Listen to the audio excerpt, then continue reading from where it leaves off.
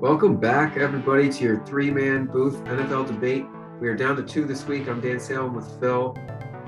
Jeez, the Jets and the Giants win, but piecing out. But what are we gonna do? We got his picks in, and it reminds me of the old SNL skit with the Chicago Bears super fans, and there was one in particular, and I tried to find it and send it to you guys, but there's one when they actually do it from a hospital bed because they were so excited because the Bears actually won a game. It gave them all heart attacks. I can only imagine that was Bud with the Jets pulling that victory out of their butts. But man, I forget the actual number, but the Jets and the Giants have gone to overtime on the same day, I think 8 or 9 times in history. I think it's something like that, but it's a rare occurrence, but it has happened before. I was 2-0 last week with my picks. You were 2-0. Bud was 0-2, so of course he's not here. But overall, we're doing very well on the season. So what do you got for NFL Week 5? Looking at there's a lot. You and me were just talking. There's a lot of tough lines this week, and maybe they're just. It feels like they're getting tougher, and who knows? But I'm going to stick with the Packers -3 against Cincinnati. Cincinnati barely got by on Thursday night against the Jaguars. I'm just going to keep rolling with Green Bay. I until they prove me wrong, I'm going to keep rolling with Green Bay. Well, the Bengals were lucky to win that game, and Green Bay's been doing real well. So. Yeah, I mean, they had that game covered against Pittsburgh. It felt basically the whole time. Speaking of the Steelers, I looked at the line against the Broncos, and man, what a bad game this is going to be. Drew Lock is going to be the quarterback, and Ben Roethlisberger it's over. It's over for him, right? So I know we're usually going against the spread. I'm actually going to take the under in this game, 39.5 points, because I don't see how they generate this much offense. The defenses on both sides are actually pretty good. So, which leads me to believe taking the under, I think, is probably the better pick here. Yeah, I mean, you just need it to be like 17-17 or something, and you win that one. It's not a stretch by any means. I'm going to lay the points this weekend with Tampa Bay. They are ready for a bounce-back game. They're at home, and they're playing the Dolphins. The Dolphins are kind of pretty bad. And I expect you and I both expected Tampa Bay to blow out New England, right? And they didn't. They got kind of slowed to a halt. So now they want to prove that they're that really big offensive team again against a much worse football team, the Dolphins, than I think New England is becoming. So I'm going to lay 10 points. I don't feel good about it, but I'm going to do it because the Buccaneers are at home. I'm also backing another winning team, those same Buffalo Bills, who just won 40-0. They are getting 3 points at the Kansas City Chiefs. So, I mean, that means that Vegas thinks they're perfectly even. I'm not so sure. Buffalo's defense is playing way better than the Chiefs right now. And so I'm going to take the field goal because I actually think that Buffalo will win this game straight up right at this point in the season. The Chiefs are 2-2. They have been good and average, whereas Buffalo is just steamrolling. Yeah, that's Sunday night, isn't it? Yeah, that's a primetime game. That's gonna be a great game on Sunday night. But Bud's picking 2 games that have probably very little to no fantasy implications. He's actually going to back the Jets this week because they are getting a field goal in London against the Falcons. After the way they handled Tennessee, I feel kind of good about that pick. I can't bring myself to do it myself.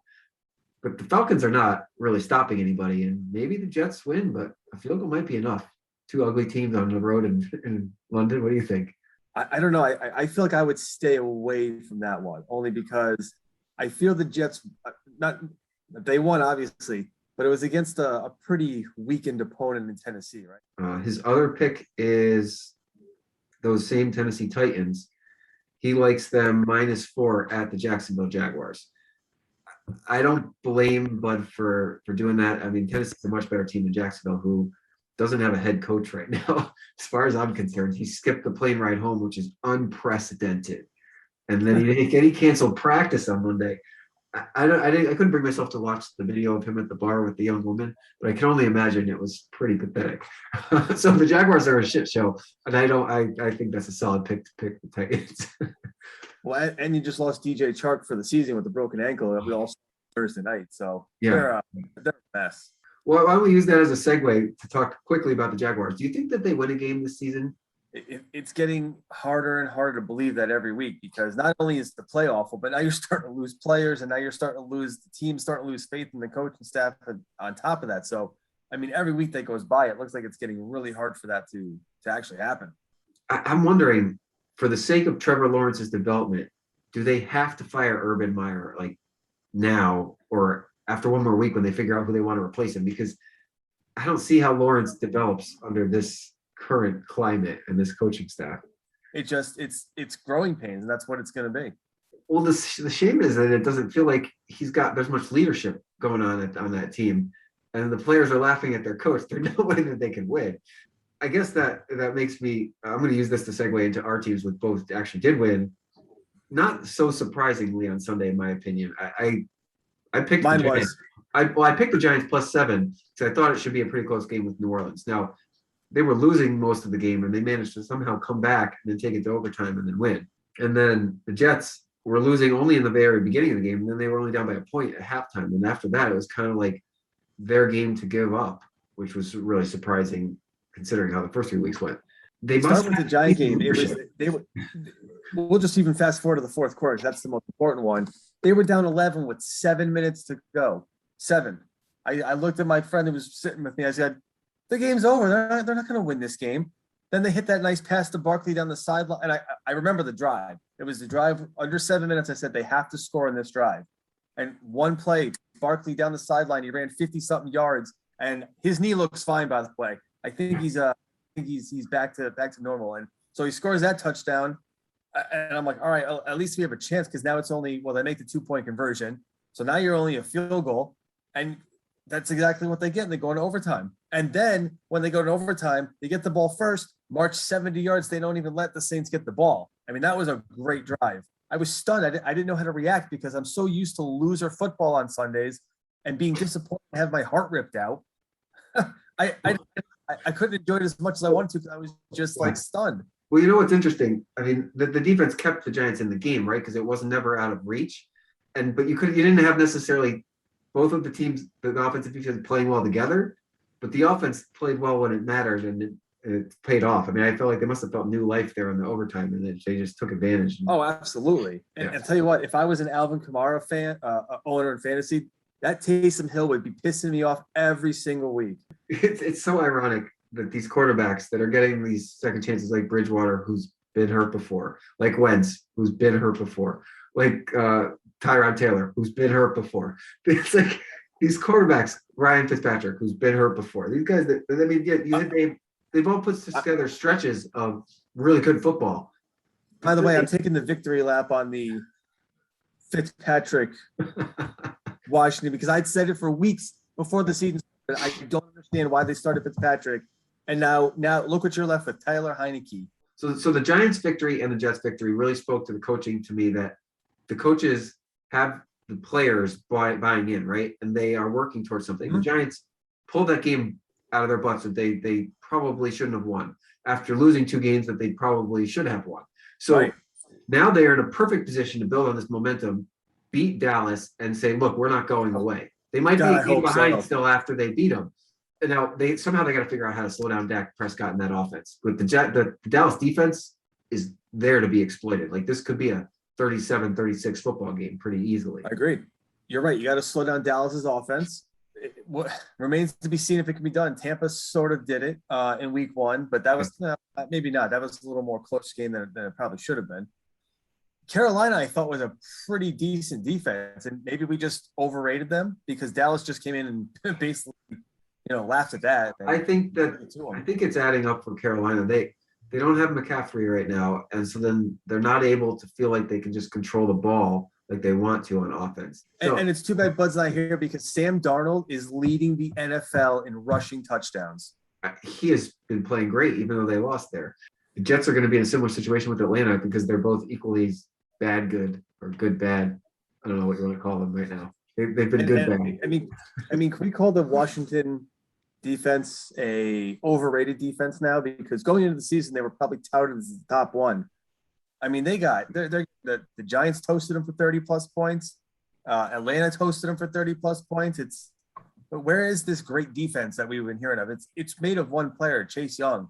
Well, it's tough. They were good last season, and that was mainly the reason that they won the division, is because they were able to play good enough defense. So did you get to see any of the game, or just kind of follow. So the New York Jets put a nice 5-minute highlight reel package together of the game. So I saw that they went down 9-0, and when I had a family obligation, so someone's like, "Oh, the Jets are losing," and I'm like, "Well, of course they are." So I don't need to hear about this. But it was 9-7 at halftime, and I was shocked that the game was so close. So then I'm like, "Well, they actually are playing good defense, got a touchdown. So this is a football game, right?" And I was following along the whole second half. It went back and forth. The Jets would score, the Titans would score. The Jets would score, the Titans would score. The Jets were the ones scoring first, which means to me that they're in control of the game. And so they went up at the end, and I thought that they were going to win it in regulation. But then Tennessee came back and tied it. So then it went to overtime, and the Jets got a field goal. They were really trying to punch it into the end zone in overtime. They couldn't do that, unfortunately. But they got the field goal, took the lead, and managed to put Tennessee in a position in which they botched the field goal. Now, I expected the Titans to kick the field goal, and it would be ending in a tie because, of course, the Jets couldn't get a freaking win, right? Tennessee missed. Well, he missed it. Oh, yeah, he missed it. He missed it wide left, I think, right? Yeah, he missed. So I'm like, oh, well, great. And then I saw the video. They were down to 20-something seconds. I mean, if he made that, the game was a tie. There was no fans or buts. Well, that's what I'm saying. I was like, leave it to the Jets to not be able to win or lose this game. But that's not what happened. And so for me, that's a huge momentum builder. I actually think because both teams are going to London, New York, their defense is playing better than the Falcons right now. So they are in a position of power because going to London is normally ugly defensive football. And I feel much better about the Jets defense than the Falcons defense, especially the way they slowed down Tannehill and the Titans. I mean, the game plan was pretty simple because I couldn't even name you the wide receivers that Tannehill was throwing. I don't have the number in front of me. I don't even know how many times they attempted a pass, but I can't imagine it was a lot. No, and that's fair, but they stopped Derrick Henry enough to win the game. And no. I'm saying I'm saying you caught them on a good week because they were severely, their offense was severely stifled. Zach Wilson had one mistake. He threw an early interception and rebounded. I mean, his first half to second half numbers are ridiculously bipolar. That being said, he threw some beautiful on the money passes, and his receivers all caught the ball this week after being humiliated for the drops the week before. Everyone's like, well, Wilson's doing well, but his receivers can't catch. Well, Wilson's doing well, but the line can't block. Well, that was the same knock on Daniel Jones, and look what happened. The line blocked, the receivers caught the ball. By the way, there was no Sterling Shepard or Darius Slayton, so Kadarius Toney finally got a chance to play. Look, I think he had 9 targets. That's healthy. Yeah. But he threw over 400 yards and 2 touchdowns. And you need your team to step it up for you, especially as a quarterback who's. I mean, Daniel Jones isn't a young quarterback, but the media is certainly against him. He needs that help. No, well, 2 weeks ago they wanted to throw him out again. Now it's like, oh wow, look, he can actually not. He's actually, he's a good quarterback when he gets some time. Final thought on the Giants as a non-fan, I was kind of happy that they executed Jason Garrett's offense because it makes you wonder, you don't want to see mid-season coaching changes, but if they couldn't play his offense, there was going to be a problem. And now, Barkley's healthy. Daniel Jones gets some time. And look, the offense can actually win the game when it matters. This bodes really well going forward for this team. It bodes well facing a huge, high-powered Dallas offense. So I have high hopes for the Giants this season beyond a top 10 pick at this point. Yeah, that'd be nice. I'm just hoping to get through this week without going 2 steps backwards. That's what I hope. Yeah. I hope 1 step forward, 2 step backwards, because that's no fun. But as far as the Jets go, Atlanta's not a good team. I think we can all agree on that. So build on the momentum you did from last week. You did some things well, you did something not well, but take all the good things, go to next week and pick off Atlanta. I think it could be done. I think so too. They got to stop Patterson, the guy you ribbed on a couple of weeks ago, the running back / wide receiver who put up a 30 stop in fantasy last week. Let's see if that continues. They got to stop him, and then they can win that game, I think, too. Well, hopefully we'll have our third wheel back next week. Maybe we'll have another victory or 2 to discuss, Bill. It's been a good show. All right. Until next week.